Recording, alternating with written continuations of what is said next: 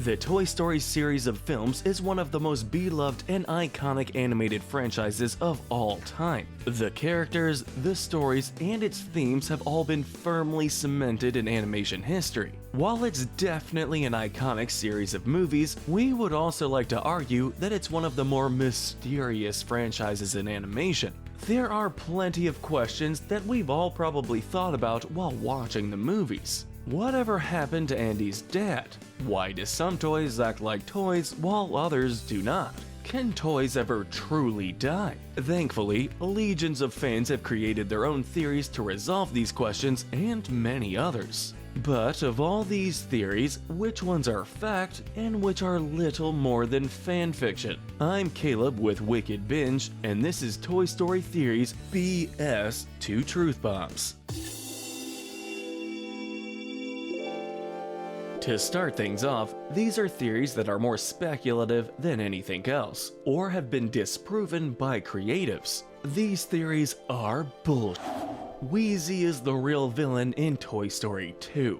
In Toy Story 2, the character of WEEZY plays a small yet still vital role in the story of the movie. He's the one who informs Woody that a yard sale is happening, and the possibility of him being sold in the sale is what puts Woody in the hands of the toy collector Al. So what if this was all some sort of master plan on the part of WEEZY to take Woody out so that he'd be Andy's favorite? That's what Redditor Circle of Knife suggests. In his theory, he claims that WEEZY used Woody's do-good attitude to his advantage. He knew he'd be picked for the yard sale, and he knew Woody would try to help him. Okay, boy, to the yard sale! This would allow Woody to be taken out of the picture and allow WEEZY more playtime. Though this theory is creative, we feel that things just don't make much sense when you look at what happens in the movie through this theory. Why would WEEZY just assume Woody would get sold at the yard sale? He's Andy's favorite toy, and when he does get himself involved, Andy's mom makes a point to say he isn't for sale.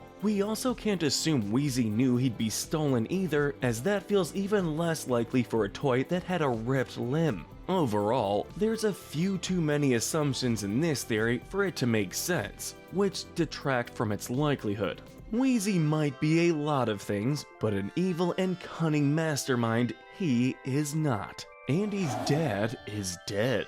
There is a lot of mystery in the Toy Story world surrounding the fate of Andy's father. His character never appears once and is never even mentioned in dialogue either. It should come as no surprise that finding out what happened to him is the focus of a lot of theories. This theory, written by Redditor Just a Typical Ginger, states that Andy's dad has passed away sometime before the events of the first movie. The author argues that this is why Andy is so attached to Woody. He looks to him as the father figure that he lost. This could be why he's not talked about in the films, as the subject is still a sore spot for the family. While there is certainly some truth in Woody's fatherly relationship with Andy, which has always been an intent on the creator's part, the rest seems a tad dark for the feel-good world of Toy Story. Even if he had died, however, why would there be absolutely no photos of him at all in Andy's house? That feels very unlikely given his tragic fate. Toy Story 4 director Josh Cooley and producer Mark Nielsen also suggested this theory didn't hold water in a Vanity Fair video discussing fan theories. Between a tone that feels out of place in the franchise, as well as the fact that those involved with the movie don't agree with it, we have to classify this theory as bogus. These next theories are a little bit more plausible, but they could still use a lot more thought. As they are now, these theories are full of holes. Woody is a knockoff toy.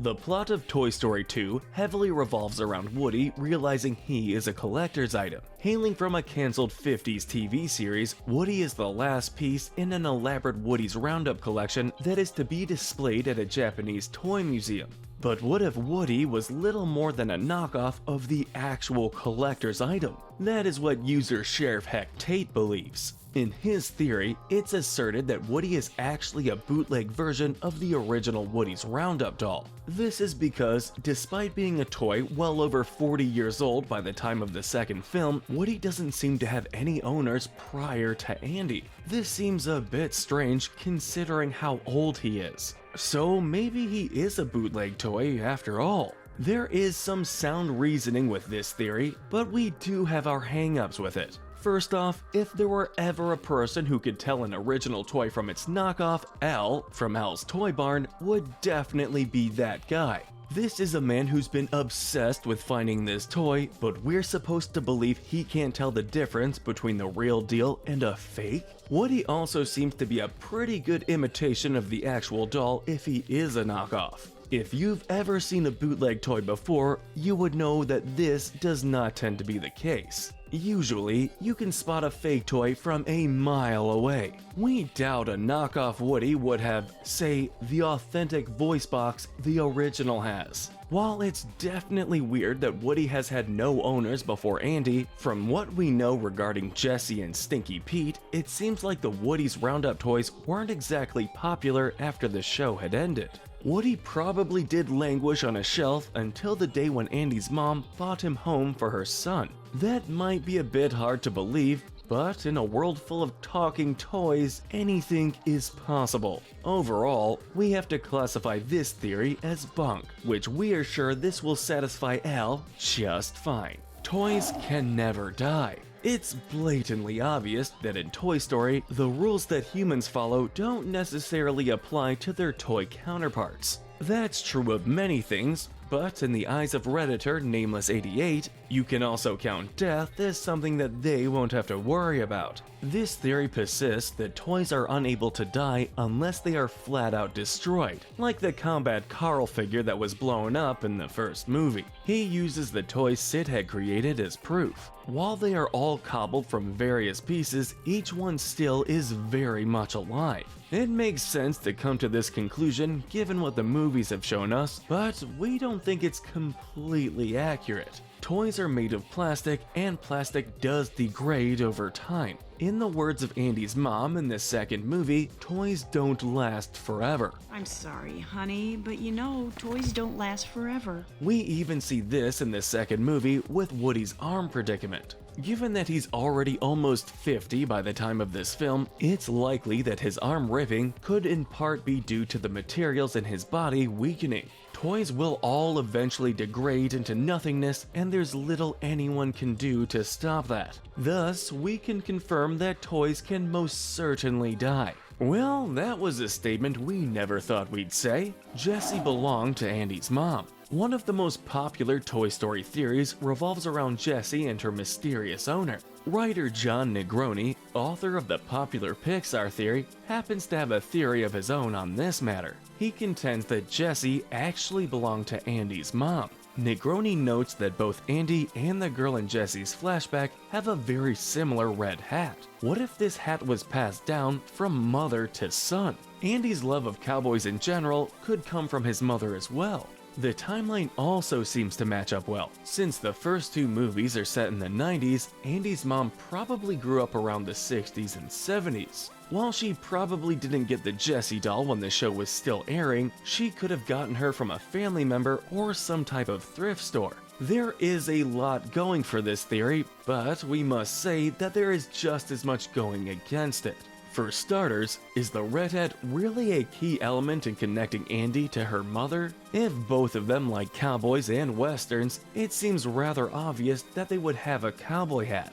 The girl who owned Jessie also appears to have ditched anything related to cowboys by the time she gave her up. So why would the hat stick around? Really though, our biggest question is why didn't Jessie ever recognize Andy's mom? You could say it's because she didn't recognize her, but surely she would have heard her name and made the connection. In all the time the toy spent with Andy, did Jessie just never discover she was living in the same house as her previous owner? That all seems a bit doubtful, and as a result, we can't really buy into this theory as much as we'd like to. Our next batch of theories aren't perfect, but they do have a noticeable amount of credibility backing them up. These theories are possible. Sid becomes a garbage man to save toys. In the third movie, Sid has a very brief cameo as a garbage man picking up trash at Andy's house. While the character could have been included as nothing more than a reference to the first movie, what if this was to signify that Sid had a change of heart? That's at least what Reddit user London Garbage Man's theory postulates.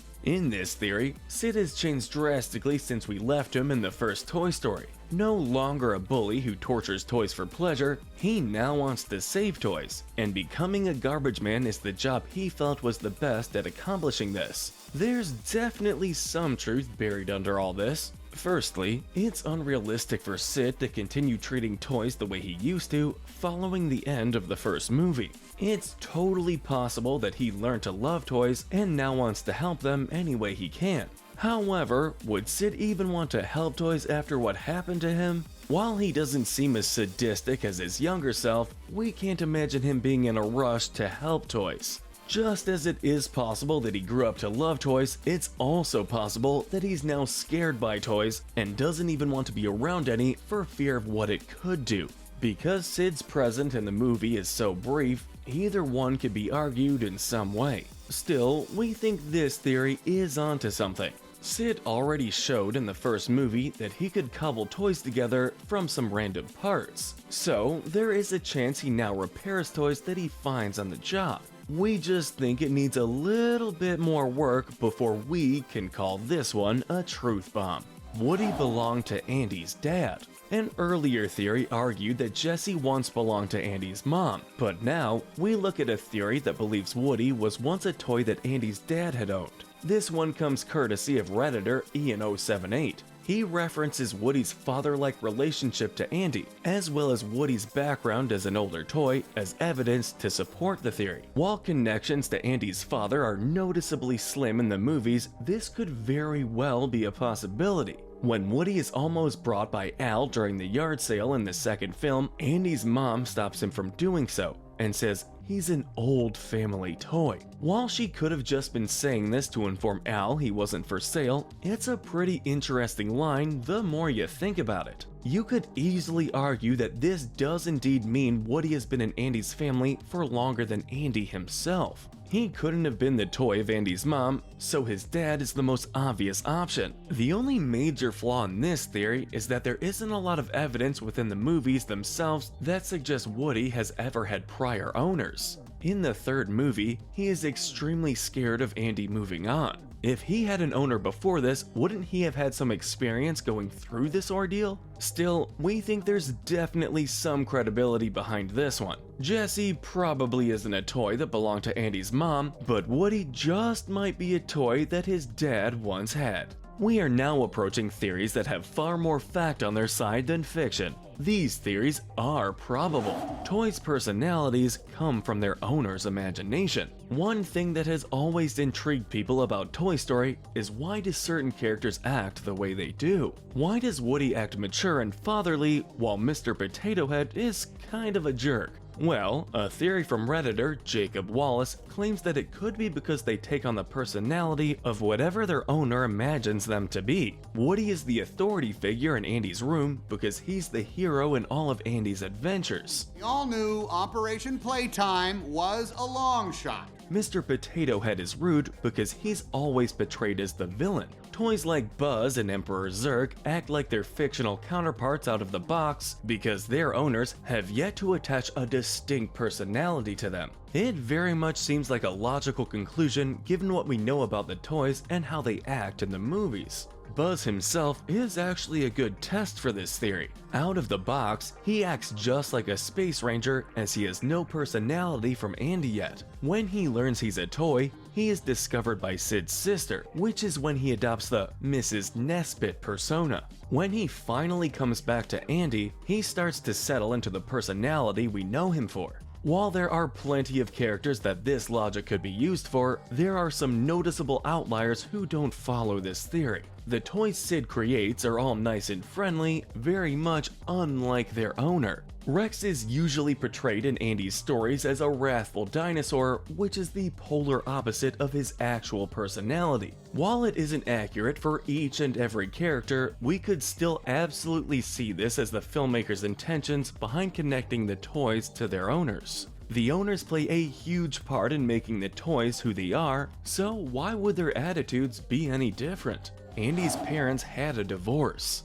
A major plot point in the first Toy Story is that Andy and his mother are moving houses. This raises the stakes for Woody and Buzz's quest back home, but it's never elaborated upon why the movie is happening in the first place. However, an extremely popular theory claims the movie is the result of a messy divorce. Andy's parents are in the midst of a divorce, and Andy's mom has decided to move following the ordeal. There's definitely elements in the movie that give this theory credence. Remember earlier when we mentioned the pictures in the house not featuring Andy's dad? While we argued that it would seem strange in the event that his father passed away, had he gotten into a divorce, his absence in them would be a lot more understandable. Maybe Andy's mom didn't want to think about her divorced husband, so she only kept up photos that excluded him. The theory also argues that this is why Andy is so close to Woody and Buzz, as they fill that fatherly role that he has recently lost. Toy Story 4 director Josh Cooley himself also suggested that Andy's father had left the family in the aforementioned Vanity Fair video. While he didn't work on the original trilogy of films, his words still give this theory more credibility than most others. While we may never know anything about Andy's dad or why he was never brought up in the movies, the idea that he had separated from them is easily the most reasonable theory out of all that surround his character. At last, we've reached the theories that just have to be true. These theories are the truth bombs. Each of Mr. Potato Head's limbs are sentient. In Toy Story 3, we are treated to a big revelation in regards to how Mr. Potato Head works. All of his pieces can move on their own, and the body is nothing more than the thing that joins them together. If that weren't the case, how did Mr. Tortilla Head come into existence? Thus, Redditor Prime 22 has come to the conclusion that all of Potato Head's body parts can operate independently, with the mouth acting as the brains, so to speak. This is absolutely supported by the canon, and you don't have to look much further than the Toy Story of Terror TV special to find it. In this special, Potato Head goes missing, but one of his arms is left behind. This arm is then able to communicate to Woody and friends where the rest of him is. Wait a minute, it looks like it's trying to tell us something. So, not only can they operate on their own, but they can also keep track of the others' whereabouts, meaning that Mr. Potato Head's parts must form some sort of hive mind, much like the user had theorized. It isn't the potato that makes the man, but instead, his interchangeable limbs, eyes, and accessories. This is one theory that we can safely mark down as canon. LOTSO is what Woody would become if Andy abandoned him. Toy Story 3 is a big moment of change and evolution for Woody's character. It is the film that shows him moving on from Andy and finding a new home with an all-new owner. However, if things had just gone a bit differently for Woody, his life could have been much darker. Reddit user Itchy Rabbit believes that, had Woody been abandoned by LOTSO in the first movie, Woody would have essentially turned into LOTSO. He would have been a cold, hateful, and jealous toy forever angry at his kid for abandoning him. This theory, out of all the ones we have covered today, seems the most likely to have been the intent on the part of the filmmakers. Woody in the first Toy Story already has a few of the traits we associate with LOTSO. His feud with Buzz makes him very jealous, to the point that he even tries to take Buzz out of the picture himself. Besides that, LOTSO does seem to be a foil to the sheriff. Woody is a character who is incredibly focused on having a relationship with an owner, while LOTSO disregards having any connection like that after what happened to him. She replaced us. Come on. Their stories also do parallel, as both journey to find their owners. While Woody's ends in success, LOTSO's ends in tragedy, and that is where the characters split off. Woody evolved as a character, while LOTSO stayed bitter and resentful. The DVD commentary itself even mentions that LOTSO was intended to be a foil to Woody. Can you get any better proof than that? Woody and Lotso are absolutely two sides of the same coin. The two serve as a clear reminder that there are but a few things that separate a hero from a villain. But let us know in the comments section if you agree with our ranking, and tell us what we should cover next. Remember to hit that notification bell and binge more of our videos. But most importantly, stay wicked.